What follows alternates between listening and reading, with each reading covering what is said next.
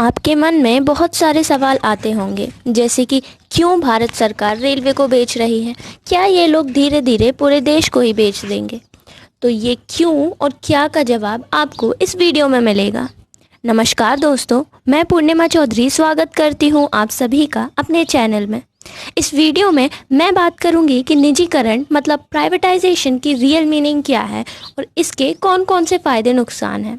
फिर इसके second part में मैं बात करूंगी कि इंडिया में जो रेलवे और पीएसयूज़ का प्राइवेटाइजेशन हुआ है उससे इंडिया को क्या फ़ायदा होगा और गवर्नमेंट की स्ट्रेटजी क्या है।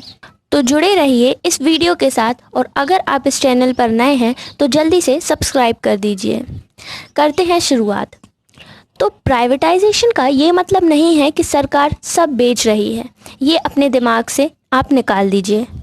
पॉलिटिकल नहीं, एजुकेशनल पॉइंट ऑफ व्यू से समझने की कोशिश करते हैं।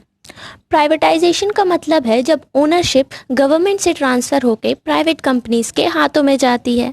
आसान भाषा में बोलूँ तो प्राइवेटाइजेशन का मतलब है जब कोई प्राइवेट कंपनी गवर्नमेंट कंपनी के 50% से ज़्यादा स्टेक, शेयर या असेट अक्वायर करती है, उसे प्राइवेटाइजेशन कहते हैं। हमारे देश में बहुत सारे लोग प्राइवेटाइजेशन को सही मानते हैं और बहुत सारे लोग इसके खिलाफ बात करते हैं। जो सही मानते हैं उनका कहना है कि बिज़नेस को प्राइवेट कंपनीज गवर्नमेंट के मुकाबले बहुत अच्छी तरह से चलाती हैं। बिज़नेस प्रॉफिट में रहता है, सर्विसेज भी अच्छी मिलती हैं। कुछ लोग तो ये भी कहते हैं कि सरकार को बिजनेस से दूरी रखनी चाहिए और उसकी भूमिका सिर्फ इससे जुड़ी पॉलिसीज़ बनवाने और उनको लागू करवाने की होनी चाहिए। वहीं कुछ लोग प्राइवेटाइजेशन के खिलाफ भी हैं। उनका कहना है कि प्राइवेट कंपनीज कुछ सालों में ही मार्केट में अपनी मोनोपोली बना लेती हैं और फिर इस पावर को एक्सप्लॉइट करती हैं और साथ ही सोशल कॉस्ट को इग्नोर करती हैं। तो देखिए, दोनों पॉइंट्स अपनी अपनी जगह सही हैं, पर मेरा मानना है कि प्राइवेटाइजेशन का अगर सही से इस्तेमाल किया जाए तो ये देश की अर्थव्यवस्था के लिए फ़ायदेमंद साबित होता है। अब इस बात से कुछ लोग कहेंगे कि अगर प्राइवेटाइजेशन इतना ही फ़ायदेमंद साबित होता तो भारत सरकार कब का रेलवे और पीएसयूज़ को प्राइवेटाइज कर देती। तो इसके लिए आपको देश के आर्थिक हालात समझने होंगे। जब भारत आज़ाद हुआ था तब उसकी इकोनॉमिक पॉलिसीज़ बहुत ही कंजर्वेटिव थी। बाहरी देशों के साथ व्यापार ज़्यादा भी नहीं था, लेन देन ज़्यादा नहीं था, तो देश में प्राइवेट कंपनीज भी गिनी चुनी थी। ज़्यादातर लोग एग्रीकल्चर सेक्टर पर डिपेंडेंट थे और आम लोगों के पास इतना पैसा नहीं हुआ करता था कि वो देश में कंपनी खोल सकें, तो ज़्यादातर चीज़ें सरकार चलाती थी। इसी कंजर्वेटिव इकोनॉमिक पॉलिसी की वजह से भारत की अर्थव्यवस्था सही से ग्रो नहीं कर पा रही थी और फिर भारत में इकोनॉमिक क्राइसिस देखने को मिली, जिससे निकलने के लिए 1991 में भारत सरकार ने इकोनॉमिक पॉलिसी में बहुत से चेंजेस किए। That is economic reforms, liberalisation, privatisation and globalisation को इंट्रोड्यूस किया गया। एक बात और, आप खुद ही सोचिए, अगर प्राइवेटाइजेशन गलत होता तो मनमोहन सिंह जी और पीवी नरसिम्हा राव जी 1991 में भारत की अर्थव्यवस्था को बचाने के लिए ये एलपीजी रिफॉर्म नहीं लाते।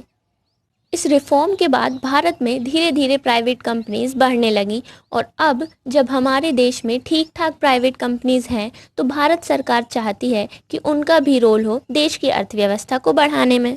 अब बात करते हैं प्राइवेटाइजेशन के कुछ मेरिट्स की। तो देखिए, करप्शन हर जगह है, कहीं कम है तो कहीं ज़्यादा। इंडिया की बात करें तो यहाँ के गवर्नमेंट डिपार्टमेंट्स का हाल सब जानते ही हैं, किसी से कुछ छुपा नहीं है।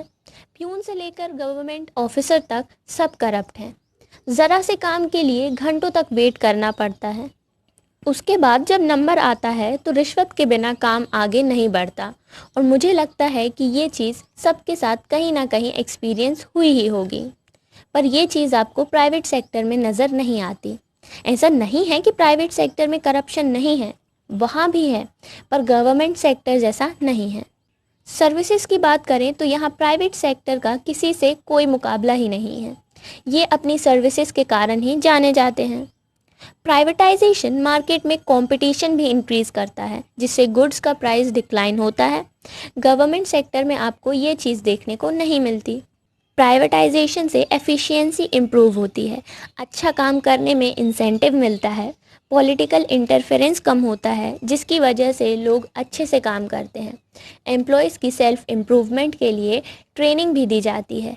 प्राइवेट कंपनीज में कामचोरों की कोई जगह नहीं होती है। अब बात करते हैं प्राइवेटाइजेशन के डीमेरिट्स की। तो प्राइवेटाइजेशन का सबसे बड़ा नुकसान मोनोपोली है। जब प्राइवेट कंपनीज धीरे धीरे अपना मार्केट बना लेती हैं तो वो अपने हिसाब से मार्केट को चलाती हैं, अपने हिसाब से प्राइस सेट करती हैं और सिर्फ ज़्यादा से ज़्यादा प्रॉफिट कमाने की सोचती हैं। लोगों से उनका कोई लेना देना नहीं होता। पर अच्छी बात यह है कि आजकल ऐसा कम देखने को मिलता है। पहले ऐसा बहुत ज़्यादा हुआ करता था। आजकल ज़्यादातर देशों की सरकारें स्मार्ट हो गई हैं। प्राइवेट कंपनीज की मार्केट में मोनोपोली रोकने के लिए दुनिया भर के देशों की सरकार अपने देश में एक प्राइसिंग पॉलिसी इंट्रोड्यूस करती है और इस पॉलिसी के चलते कोई भी प्राइवेट कंपनी किसी भी प्रोडक्ट के प्राइस को एक लिमिट से ज़्यादा नहीं बढ़ा सकती। इससे मार्केट ओपन रहता है और मोनोपोली के चांसेस भी ख़त्म हो जाते हैं। तो आज के लिए इतना ही। वीडियो के सेकंड पार्ट में मैं बात करूंगी कि प्राइवेटाइजेशन का इंडिया में क्या मतलब है, इंडिया में क्या हो रहा है प्राइवेटाइजेशन से लेकर के, और पीएसयूज़ के प्राइवेटाइजेशन के बारे में भी बात करूंगी और इंडिया को प्राइवेटाइजेशन से क्या फ़ायदा मिलेगा। मैं ऐसे ही एजुकेशनल टॉपिक्स पर बात करती हूँ और अगर आपको मेरा काम अच्छा लगता है तो आप मुझे सपोर्ट कर सकते हैं patreon.com Purnima1411 पर और फॉलो कर सकते हैं बाकी के सोशल मीडिया प्लेटफॉर्म पर। लिंक आपको डिस्क्रिप्शन में मिल जाएगी। जय हिंद।